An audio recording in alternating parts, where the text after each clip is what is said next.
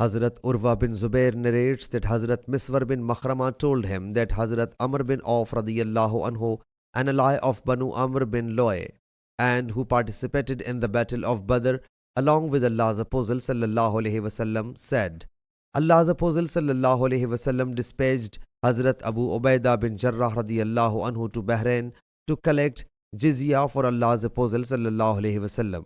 After making peace with the people of Bahrain, appointed Ala bin Hadrami as their governor. So when Hazrat Abu Ubaidah radiyallahu anhu came back after collecting of goods from Bahrain, the helpers, hearing the news of his arrival, joined Allah's Apostle sallallahu alaihi wasallam in the morning prayer. When he sallallahu alaihi wasallam had performed the prayer, they all came before him. Seeing them, he sallallahu alaihi wasallam smiled and said, I think you have heard that Abu Ubaidah has arrived with some goods. They submitted, O Allah's Apostle sallallahu alaihi wasallam, yes.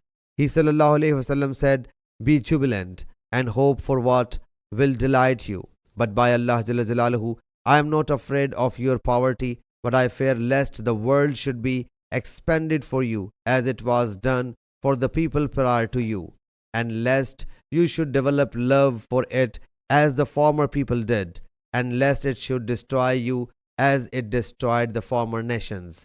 Sahih Bukhari, Hadith number 6425.